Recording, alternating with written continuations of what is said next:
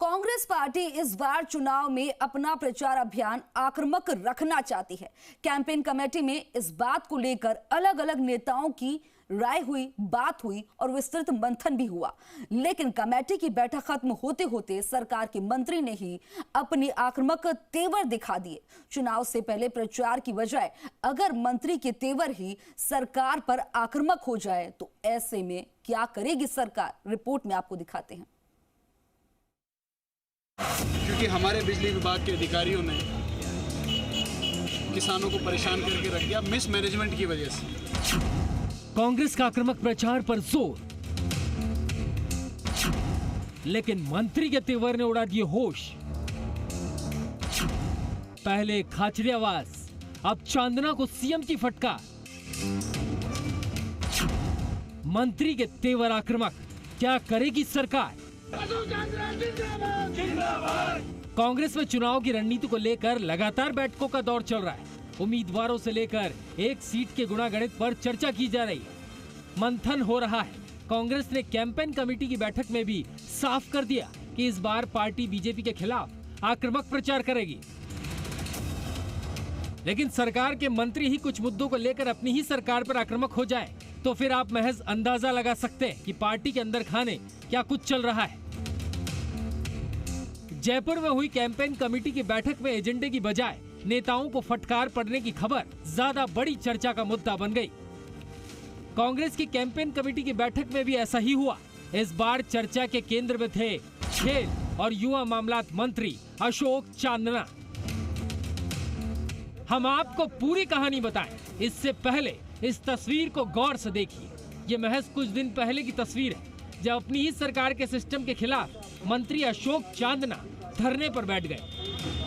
मंत्री का इलाका में 500 अशोक चांदना ने 8 सितंबर को किसानों की बिजली और ट्रांसफार्मर बदलने के मामले में घेराव कर सरकारों को असहज कर दिया था।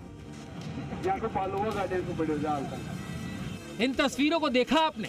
आप अपनी सरकार के सिस्टम के खिलाफ इस तरह एक मंत्री का धरना सरकार को न केवल सकते में डाल चुका है बल्कि विरोधियों के आगे असहज कर चुका है। तो 11 तारीख को कैंपेन कमेटी की दरअसल बैठक लगभग पूरी हो चुकी थी। अंतिम दौर की चर्चा चल रही थी।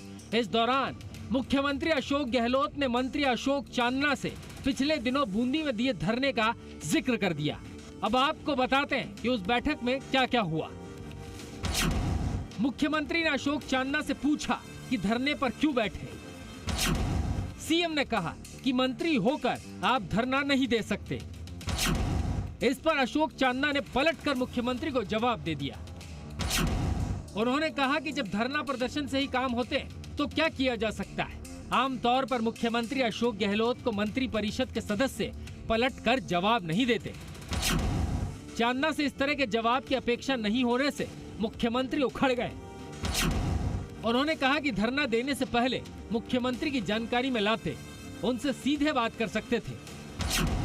इस बात पर मंत्री अशोक चांदना ने फिर जवाब दिया और कहा कि अगर एक एक ट्रांसफार्मर के लिए भी मुख्यमंत्री से कहना पड़ेगा तो मंत्री होने का क्या मतलब है। चांदना ने सीएम को कह दिया कि आप रख लो मंत्री पद। इस पर मुख्यमंत्री अशोक गहलोत ने पीसीसी चीफ गोविंद डोटासरा का भी पूरे मामले की तरफ ध्यान दिलाया। उन्होंने कहा कि अगर कोई मंत्री ऐसा धरना देता है तो पार्टी अध्यक्ष की तरफ से उन्हें नोटिस दिया जाना चाहिए। इस संवाद के दौरान भी चांदना के तेवर ढीले नहीं पड़े। वही बात बढ़ती देख विधानसभा अध्यक्ष डॉक्टर सीपी जोशी ने मामले में दखल दिया। सीपी जोशी ने कहा कि वरिष्ठता का ध्यान नहीं रखना ठीक नहीं है। इस पर चांदना थोड़े शांत हुए। पूरा मामला यहीं से शुरू हुआ जब बूंदी में किसानों और आम लोगों की बिजली समस्या को लेकर चांदना ने ट्वीट कर घेराव का ऐलान कर दिया था। फिर भी मांगे पूरी नहीं हुई तो अशोक चांदना समर्थकों के साथ धरने पर बैठ गए। ट्रांसफार्मर होने के बावजूद भी ट्रांसफार्मर का वितरण नहीं हो पाया था। धरने के बाद सरकार और बिजली विभाग एक्टिव हुआ। न केवल एक बिजली अधिकारी को एपीओ कर दिया गया बल्कि फौरन ट्रांसफार्मर की सप्लाई कर दी गई। अशोक चांदना को सुनिए, उन्हें धरने पर क्यों बैठना पड़ा। जिले के जो एससी हैं उन्होंने गोरख धंधा बना रखा है। 300 जिस दिन हम लोगों ने ट्वीट किया कि हम आंदोलन करेंगे उस दिन 330 डीपीयां जिले के बिजली विभाग के अधिकारी के पास में थी, लेकिन किसानों को दी नहीं। 60 डीपीयाँ हमारे जिले की नहीं बंटने की वजह से आला अधिकारी जयपुर के लोगों को लगा शायद यहाँ समस्या नहीं होगी, दूसरे जिले में डाइवर्ट हो गई। ये मिसमैनेजमेंट किसका रहा? जिले के बिजली विभाग के अधिकारी, और निरंतर मुझसे झूठ बोलते रहे। मैं हर हफ्ते मीटिंग लेता था। इतना कमजोर है कि फिर हम आपस में ही कर लेते हैं, उसमें क्या हो गया? सरकार पे, ब्यूरोक्रेसी पर, अफसरशाही पर दबाव रहना जरूरी है, नकेल रहनी जरूरी है। अगर उसमें भाजपा कमजोर हो जाए तो फिर आपको क्या लगता है कि हम उनको छोड़ दें इस ब्यूरोक्रेसी को?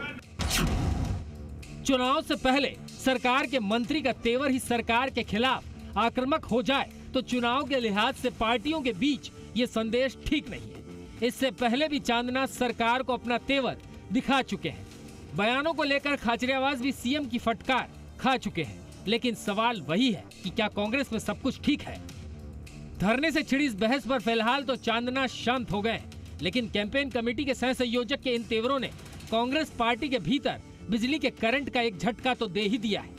कांग्रेस विधानसभा चुनाव में विपक्ष के खिलाफ एग्रेसिव रणनीति के साथ जाने की तैयारी कर रही है, लेकिन कल जिस तरह अशोक चांदना ने मुख्यमंत्री अशोक गहलोत को पलटकर जवाब दिया, उससे उनके तेवर कुछ और ही बयां कर रहे हैं। सवाल ये है कि आखिर मंत्री के अपनी ही सरकार के खिलाफ इस तरीके के तेवर क्या इशारा कर रहे हैं? क्या चांदना विपक्ष से ज़्यादा अपनी पार्टी के नेताओं के प्रति एग्रेशन दिखाना चाह रहे हैं?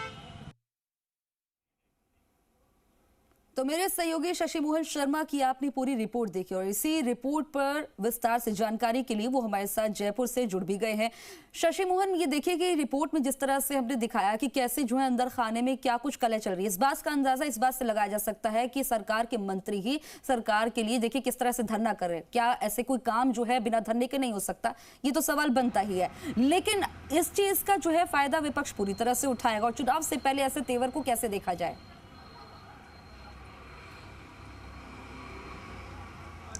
देखिए, चुनाव से पहले तेवर तो दिखाए जा रहे हैं, लेकिन इस तेवर के अलग अलग मायने निकाले जाते हैं।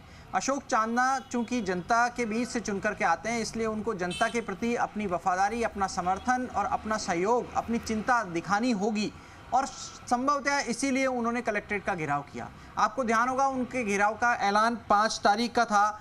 5 सितंबर को उन्होंने घेराव का कॉल किया था, लेकिन मल्लिकार्जुन खड़गे 6 तारीख को भीलवाड़ा आ रहे थे, इसलिए उनके दौरे को, उस प्रदर्शन को स्थगित कर दिया दौरे को देखते हुए, और उन्होंने ऊर्जा मंत्री भंवर सिंह भाटी से बातचीत का हवाला दिया। कहा अगर 3 दिन में मांगों का समाधान नहीं हुआ तो 8 तारीख को घेराव किया जाएगा।